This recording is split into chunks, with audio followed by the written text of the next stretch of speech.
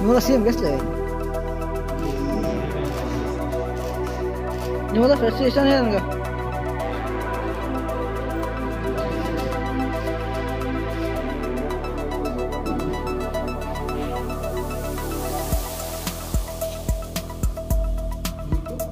Aquí está segunda news. Hoy de phone তুলে না।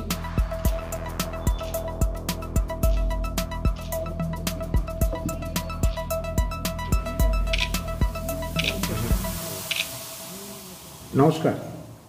আজকে আমরা বাঙালি ত্রিপুরা রাজ্য কমিটির উদ্যোগে যে সাংবাদিক সম্মেলন, এই সাংবাদিক সম্মেলনের মূল বিষয় হচ্ছে আপনারা জানেন যে 26শে জানুয়ারি প্রজাতন্ত্র দিবসের দিন রাতের বেলা তেরামুরা শহরের লাগোয়া কলুইপাড়ার পার্শ্ববর্তী অঞ্চল উত্তর ব্রহ্মজরা দুষ্কৃতকারী তথা বাঙালি বিদ্বেষী উগ্রবাদীরা 14টা বাড়ি ঘর বাঙালিদের ভেঙে ঘুরিয়ে দেয়। যা কিছু আসবাবপত্র বা জিনিসপত্র ছিল সব লুটপাট করে নিয়ে যায়। যাওয়ার পথে তারা রাস্তার উপর ওদের বক্তব্য তথা স্লোগান লিখে দিয়ে যায়। সেটা হচ্ছে গো ব্যাক ওয়ান সাইড, মানে বাঙালিরা চলে যাও, রেড জোন, এই কথাগুলি রাস্তার উপর লিখে দিয়ে যায়। তো ঘটনাটা তো রাতের বেলা যে এলাকাতে ঘটনা ঘটেছে 2000 সালে এই অঞ্চলে প্রচুর বাঙালি ছিল, বাড়ি ঘর বানিয়ে স্থায়ীভাবে বসবাস করছিল দীর্ঘদিন ধরে। 2000 সালের আক্রমণে তখনও একবার তাদের বাড়ি ঘর পুড়েছে, সম্পদ লুট হয়েছে,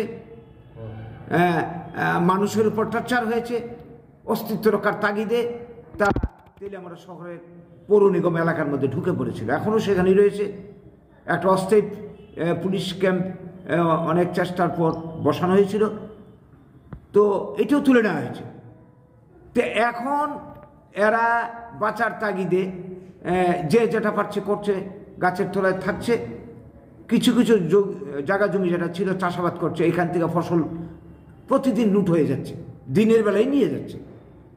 এমতো অবস্থায় কিছু ঘর, কিছু সরকারি ঘর এবং নিজেদের উদ্যোগে তারা কিছু ঘর নূতন করে ওইখানে তৈরি করার উদ্যোগ নিয়েছিল, মানে ঘর তৈরি করেছে।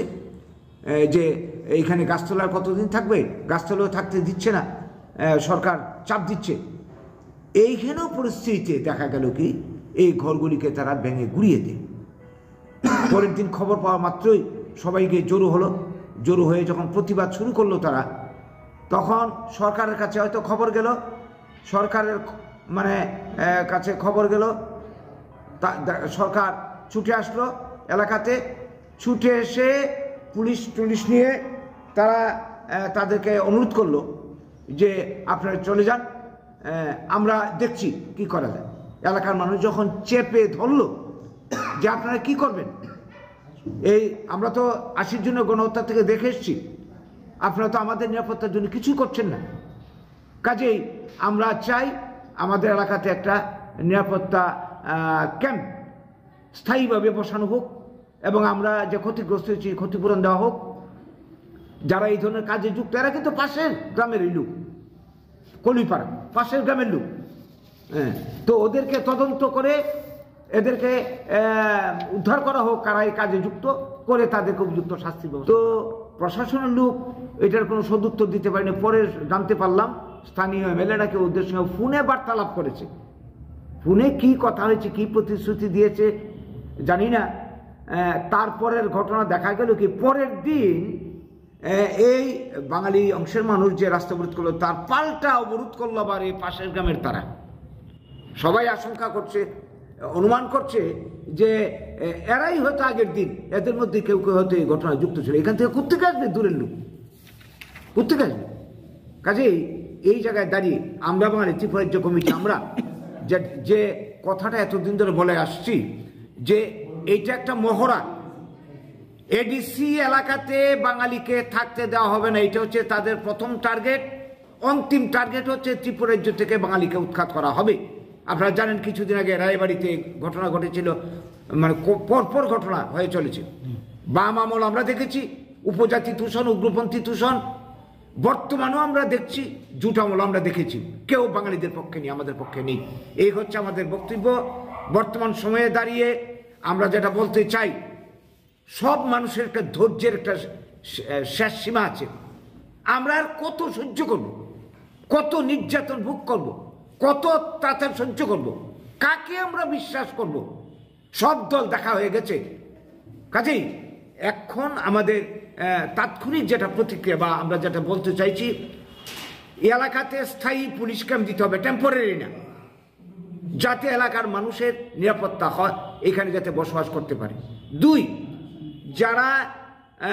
যাদের বাড়িঘর পুড়েছে, ধ্বংস করেছে সম্পদ, তাদের ক্ষতিপূরণ দিতে হবে, পূর্ণ ক্ষতিপূরণ দিতে হবে।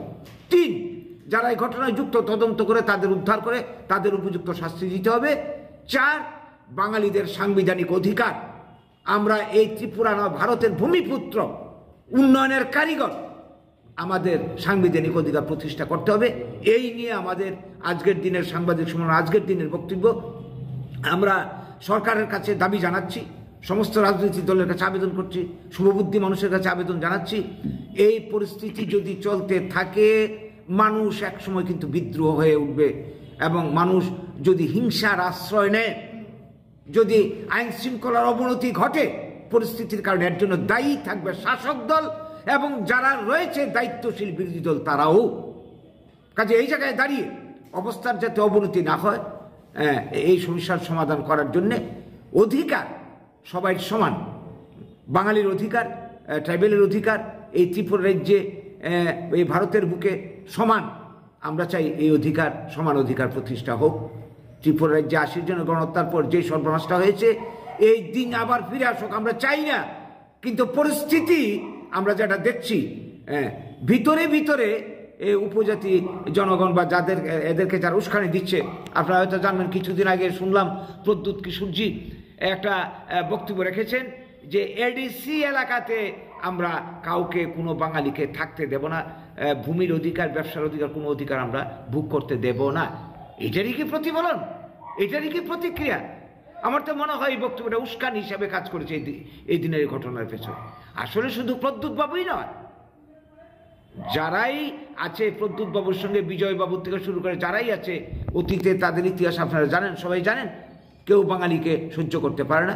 সেই সঙ্গে এই যে বিভিন্ন রাজনৈতিক দলের ভূমিকা, ভোটের রাজনীতি, ক্ষমতার রাজনীতি বাম এরা করে গেছে, জুট আমলে কংগ্রেস করেছে, বর্তমানে যারা আছে তারাও ক্ষমতার জন্যে তারাও কিন্তু তুষামত করে চলেছে এতদিন ধরে। তারই ফলশ্রুতি এটা। এইভাবে সমস্যার সমাধান হবে না। আমরা চাই এইটার অবসান হোক, স্থায়ীভাবে সমাধান হোক।